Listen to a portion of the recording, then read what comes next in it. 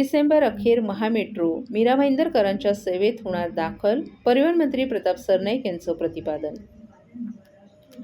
तब्बल 14 वर्षांच्या संघर्षपूर्ण पाठपुराव्याला यश येत असून 2009 मध्ये मीरा भाईंदर वासियांना दाखवलेलं स्वप्न पूर्णत्वास येत आहे.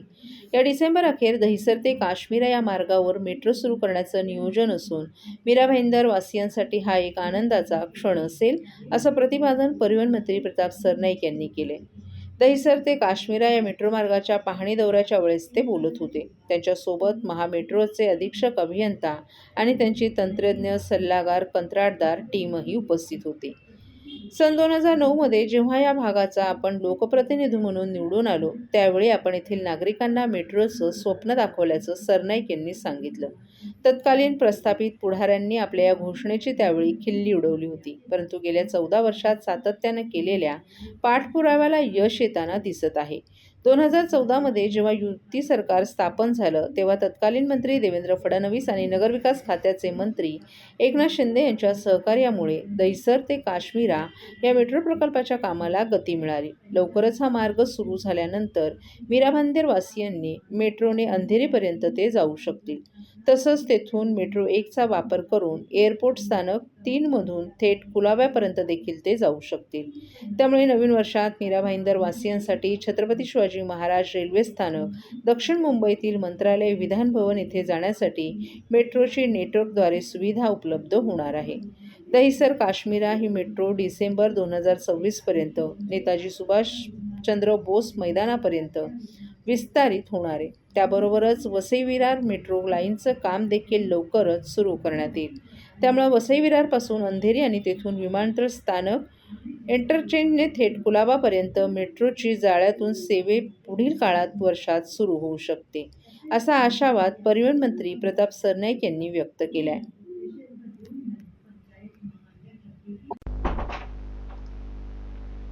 ठाण्यात बेकायदेशीर व्यावसायिक गॅस विक्रीवर कारवाई, 6 लाख रुपयांचा मुद्देमाल जप्त. व्यावसायिक गॅस सिलेंडरचा ठाणे शहरात मोठ्या प्रमाणात काळाबाजार होत असल्याचं आढळले. बागळ इस्टेट येथील दालमिल नाका परिसरात शिधावाटप परिमंडळाचे उपनियंत्रक यांच्या पथकानं मंगळवारी गॅस टेम्पोवर मोठी कारवाई केली आहे. या कारवाईत 19 किलो वजनांचे भरलेले 16 आणि रिकामे 49 सिलेंडर तसंच 6,50,000 रुपये किमतीचा मुद्देमाल पथकानं जप्त केलाय. ही कारवाई शिधावाटप परिमंडळाचे उपनियंत्रक प्रशांत काळे यांच्या मार्गदर्शनाखाली शिधावाटप परिमंडळाचे सहाय्यक नियंत्रक प्रदीप काळे यांच्या समवेत फिरत्या पथकानं केली आहे. फिरत्या पथकानं बागळ इस्टेट रोड क्रमांक 22 येथील दालमिल नाका परिसरात अचानक छापा टाकला असता टेम्पोमध्ये अवैधरित्या व्यावसायिक वापराचे विविध तेल कंपनीचे गॅस सिलेंडर साठवून ठेवल्याचा प्रकार उघडकीस आला. या कारवाईत पथकानं 19 किलो वजनांचे भरलेले 16 आणि रिकामे 49 सिलेंडर तसंच टेम्पो त्यासोबत 6,50,672 रुपये किमतीचा मुद्देमाल पथकानं जप्त केलाय. संबंधित गुन्हा श्रीनगर पोलीस ठाण्यात नोंदवण्यात आलाय. या कारवाईत फिरत्या पथकातील सहाय्यक नियंत्रक शिधावाटप प्रदीप काळे, शिधावाटप अधिकारी महेश कुसमुडे, शिधावाटप निरीक्षक सर्वश्री भगवान खंडेराव, गणेश हरणे, मनीष शास्त्री तसंच शिधावाटप कार्यालय क्रमांक 36 ठाणे या कार्यालयातील सहाय्यक शिधावाटप अधिकारी संदीप बागवे यांनी कारवाईत सहकार्य केलं. ठाण्यातील प्रतिष्ठतेची एन.टी. केळकर स्मृती आंतरशालेय क्रिकेट स्पर्धा यंदा 49व्या वर्षात पदार्पण करत दादोजी कोंडदेव स्टेडियमवर दिमाखात सुरू झाली. या उद्घाटनाप्रसंगी भारतीय महिला संघाचे गोलंदाज, प्रशिक्षक आणि माजी क्रिकेटपटू आविष्कार साळवी यांच्या हस्ते स्पर्धेचं उद्घाटन करण्यात आलं. यावेळी खेळाडूंना मार्गदर्शन करताना प्रत्येक खेळाडूंना क्रिकेटकडे संघभावनेनं पाहिलं पाहिजे.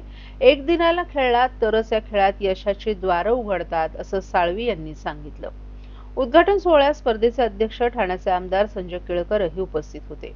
भारतीय महिला संघानं अलीकडेच विश्वविजेतेपद पटकावल्याच्या पार्श्वभूमीवर प्रशिक्षक म्हणून उल्लेखनीय योगदानाबद्दल आविष्कार साळवी यांचा स्टार स्पोर्ट्सच्या क्लबच्या वतीनं आमदार केळकर यांच्या हस्ते सन्मान चिन्ह देऊन विशेष गौरव करण्यात आला. स्पोर्टिंग क्लबच्या नव्या कमिटीचे अध्यक्ष विलास जोशी यांचा शाल, श्रीफळ आणि पुष्पगुच्छ देऊन सत्कार करण्यात आला. या कार्यक्रमात स्पोर्टिंग क्लब कमिटी सदस्य आणि प्रशिक्षक किरण साळगावकर, आमदार संजय केळकर यांचे ज्येष्ठ बंधू सदानंद केळकर, ज्ञानसाधना विधी महाविद्यालयाचे प्राचार्य सुयश प्रधान, सेक्रेटरी बाळा खोपकर, अंपायर बोर्डाचे आशिष कर्णिक, मंगेश कदम, ठाणे महानगरपालिकेच्या उपायुक्त मिलन पालांडे, ॲडव्होकेट अल्केश कदम, तुकाराम सुर्वे, स्पोर्ट्स क्लबचे अतुल सुर्वे, कौस्तुभ केळकर आदी मान्यवरही उपस्थित होते. मुंबई क्रिकेट असोसिएशनच्या आज मुंबई क्रिकेट असोसिएशनच्या अफिलिएशनने आणि स्टार स्पोर्ट्स क्लबच्या माध्यमातून ही 49वी N T Kelkar interschool cricket tournament सुरू होते आहे. आणि या टुर्नामेंटच्या माध्यमातून ठाणे जिल्ह्यातले असंख्य खेळाडू जे आहेत ते पुढे आलेत. ज्याने आता महिला वर्ल्ड कप आपण जिंकला त्याचे प्रशिक्षक महिला गोलंदाजीचे आविष्कार साळवी यांच्या हस्ते याचं उद्घाटन झालंय. आविष्कारचं या टुर्नामेंटशी खूप अतूट नातं आहे, ठाणेकर आहे, त्यामुळे ही पण आपल्याला अभिमानास्पद गोष्ट आहे. आणि ही एन टी केळकर टुर्नामेंट देखील तेव्हा अनेक वर्ष खेळलेला आहे.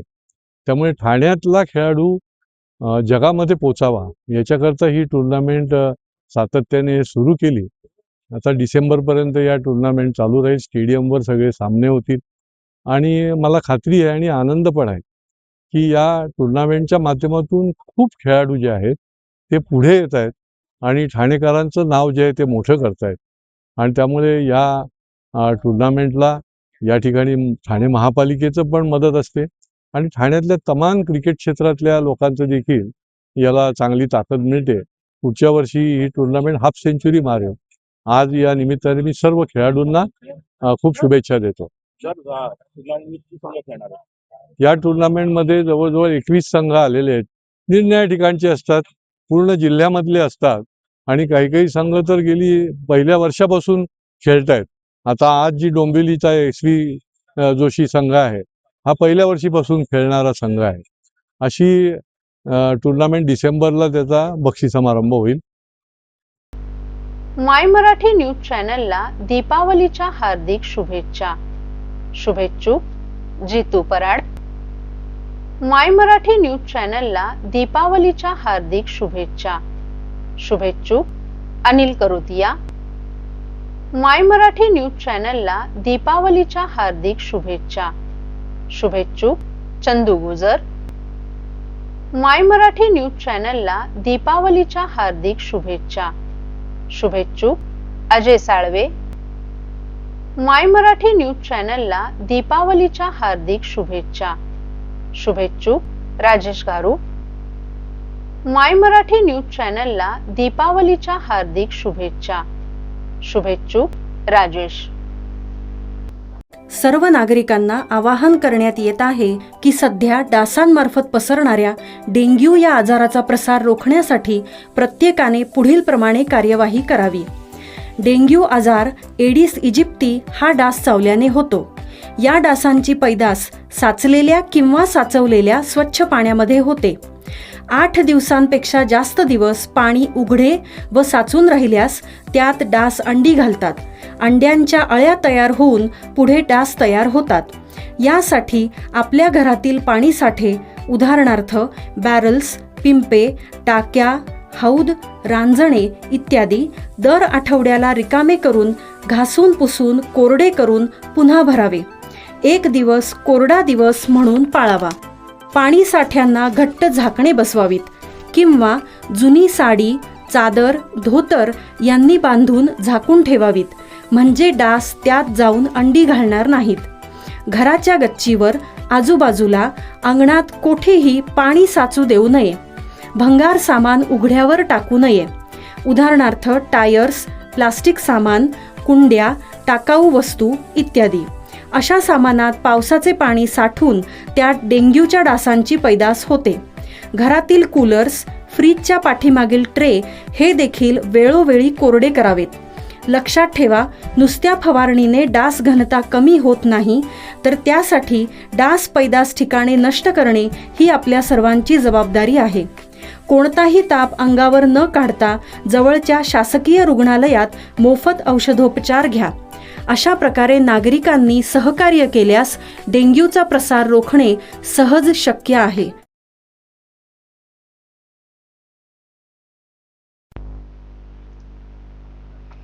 महापालिकांच्या माध्यमातून स्थानिक नागरिकांना मूलभूत सेवा सुविधा पुरवल्या जातात, तसंच दूरगामी प्रकल्प राबवण्यात येतात. यासाठीचा येणारा खर्च महापालिका विविध कररूपी उत्पन्नातून करत असते.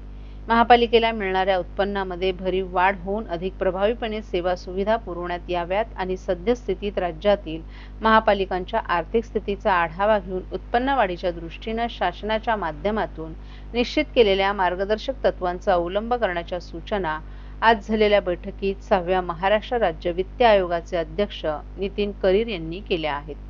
ठाणे महापालिकेच्या नागरी संशोधन केंद्र येथे आज 6व्या महाराष्ट्र वित्त आयोगाची बैठक पार पडली. आयोगाचे अध्यक्ष नितीन करीर यांच्या अध्यक्षतेखाली पार पडलेल्या या बैठकीस अप्पर मुख्य सचिव गोविंद राज, नगर प्रशासन संचालनालय आयुक्त अभिषेक कृष्णा, ठाणे महापालिका आयुक्त सौरभ राव यांच्यासह राज्यातील विविध महापालिकांचे आयुक्त, अतिरिक्त आयुक्त उपस्थित होते. महाराष्ट्र शासनानं फेब्रुवारी 2025 मध्ये 6व्या वित्त आयोगाची स्थापना केली असून या आयोगाच्या माध्यमातून निश्चित केलेल्या कामानुसार महापालिकांमधील आर्थिक स्तोत्र कशा प्रकारे वाढवता येईल याबाबत राज्यातील विविध महापालिकांच्या आयुक्तांची बैठक घेण्यात आली. या बैठकीत सद्यस्थितीतील सुरू असलेल्या उत्पन्नाच्या स्रोतांची माहिती सर्व आयुक्तांनी सादर केली. यामध्ये उत्पन्नांपेक्षा खर्चाचं प्रमाण अधिक असल्याची बाब प्रामुख्यानं निदर्शनास आली. यावर नियंत्रण ठेवावं आणि ठाणे सर्व महापालिकांनी बचत कशी करता येईल या दृष्टीनं नियोजन करावं अशा सूचना दिल्या. सद्यस्थितीत महापालिकांच्या माध्यमातून मालमत्ता कर, व्यावसायिक कर, परवाना शुल्क आदींमध्ये सुधारणा करण्यात यावी. तसंच महाराष्ट्र शासनाकडून मिळणारं अनुदान विहित मुदतीत मिळावं या दृष्टीनं पाठपुरावा करावा असंही त्यांनी नमूद केलं. मालमत्ता कर, पाणी पुरवठा कर यामध्ये सुधारणा करणं आवश्यक आहे. याबाबत पदाधिकाऱ्यांना विश्वासात घेऊन निर्णय घेण्यात यावा, जेणेकरून वाढीव कराला नागरिकांकडून विरोध होणार नाही. तसंच नवीन बांधकामांसाठी आकारण्यात येणाऱ्या शुल्काबाबतही निर्णय घेण्यात यावा, जेणेकरून महापालिकांना वाढीव उत्पन्न मिळू शकतं. तसंच शासनाकडून आकारण्यात येणाऱ्या मुद्रांक शुल्क शासनाकडून जमा होऊन नंतर ते महापालिकांना वितरित करण्यात येतं. यावर धोरणात्मक निर्णय घेऊन मुद्रांक शुल्क नोंदणीच्या वेळेसच निश्चित केलेल्या टक्केवारीनुसार शुल्क थेट महापालिकेकडे जमा करण्यात यावं अशी मागणी विविध महापालिकांच्या आयुक्तांनी केली. तसंच महानगरपालिकांमधून उत्पन्न वाढीसाठी ज्या काही सूचना असतील त्या लेखी स्वरूपात महाराष्ट्र राज्य वित्त आयोगाकडे पाठवण्याबाबतही त्यांनी सूचना केल्या. तसंच प्रशासकीय कामामध्ये शिस्त राखण्याचे निर्देशही त्यांनी सर्व महापालिकांना दिले आहेत. ठाणे जिल्ह्यात कर्करोगाचं लवकर निदान करून नागरिकांना त्वरित उपचाराकडे प्रवृत्त करण्याच्या उद्देशानं जिल्हा प्रशासनामार्फत राबवण्यात येत असलेला कर्करोग डायग्नोस्टिक व्हॅन हा उपक्रम जिल्ह्यात अत्यंत यशस्वी ठरत आहे. 3 ते 29 नोव्हेंबर या कालावधीत नियोजित तालुक्यांमध्ये फिरत असलेल्या या व्हॅनला स्थानिक नागरिकांकडून मोठ्या प्रमाणावर प्रतिसाद मिळतोय. हा उपक्रम जिल्हाधिकारी डॉ. श्रीकृष्ण पांचाळ आणि मुख्य कार्यकारी अधिकारी मनोज रानडे यांच्या मार्गदर्शनाखाली जिल्हाभर राबवण्यात येत आहे. कर्करोगासारख्या गंभीर आजाराचं वेळेत निदान होणं अत्यंत गरजेचं असल्यानं ग्रामीण आणि शहरी भागातील सर्वसामान्यांना मोफत आणि सुलभ तपासणी उपलब्ध करून देणं हा व्हॅनचा उद्देश आहे. कर्करोग निदान व्हॅनद्वारे मुखाचा कर्करोग, स्तनाचा कर्करोग, गर्भाशय मुखाचा कर्करोग, प्रमुख कर्करोगांची तपासणी केली जाते. जिल्हा शल्य चिकित्सक डॉ. कैलास पवार आणि जिल्हा आरोग्य अधिकारी डॉ. गंगाधर परगे यांनी व्हॅनमध्ये कर्करोग तपासणीसाठी आवश्यक आधुनिक उपकरणं उपलब्ध असून प्रशिक्षित वैद्यकीय टीमद्वारे नियमित तपासणी केली जात असल्याचं सांगितलं. कर्करोगाचं निदान प्राथमिक अवस्थेत झाल्यास उपचारानं हा आजार पूर्णपणे नियंत्रित आणि बरा होऊ शकतो यावरही त्यांनी भर दिला. ही व्हॅन सध्या नियोजित कार्यक्रमानुसार कल्याण, भिवंडी, अंबरनाथ, मुरबाड, शहापूर तालुक्यांमध्ये फिरत आहे. स्थानिक प्राथमिक आरोग्य केंद्र, उपजिल्हा रुग्णालय, वैद्यकीय अधिकारी, आशा सेविका आणि आरोग्य कर्मचारी यांच्या समन्वयातून जनजागृती करण्यात येत आहे. नागरिकांना तारीख आणि ठिकाणाची माहिती वेळोवेळी दिली जात असून मोठ्या प्रमाणात लोक सहभाग वाढवत आहेत. 3 नोव्हेंबर पासून आज अखेरपर्यंत 2975 एकूण व्यक्तींची तपासणी करण्यात आली असून आढळलेले संशयित व्यक्ती 28 आहेत. तपासणीत आढळलेल्या संशयित रुग्णांना पुढील तपासणी आणि योग्य उपचारांसाठी संबंधित वैद्यकीय संस्थेकडे तात्काळ पाठवण्यात येत आहे. कर्करोगाचं वेळीच निदान झालं तर उपचार पूर्णपणे यशस्वी होतात. त्यामुळे नागरिकांनी या मोफत तपासणी उपक्रमाचा मोठ्या प्रमाणावर लाभ घ्यावा असं आवाहन आरोग्य विभागाकडून करण्यात आले. जिल्हा परिषद ठाणे आणि ठाणे प्रधान डाक कार्यालय यांच्या संयुक्त विद्यमानं जिल्हा परिषदेत कार्यरत अधिकारी आणि कर्मचाऱ्यांना पोस्ट विभागाच्या विविध सेवा सुलभपणे उपलब्ध करून देण्यासाठी पोस्टल कॅम्प आयोजित करण्यात आला आहे. हा कॅम्प बुधवारी शुक्रवारी 19 ते 21 नोव्हेंबर या दरम्यान जिल्हा परिषद कार्यालयाच्या पहिला मजला सभागृह येथे पार पडत आहे. या कॅम्पमध्ये नवीन आधार नोंदणी, आधार दुरुस्ती आणि बाल आधार सेवा, postal life insurance, Sukanya Samriddhi खाते तसेच विविध गुंतवणूक योजनांची माहिती आणि नोंदणी सुविधा देण्यात येत आहेत. या कॅम्पमुळे कर्मचारी आणि अधिकाऱ्यांना त्यांच्या कामाच्या ठिकाणीच पोस्ट विभागाच्या महत्त्वाच्या सेवांचा लाभ मिळत असल्याने ही सुविधा अत्यंत उपयुक्त ठरत आहे.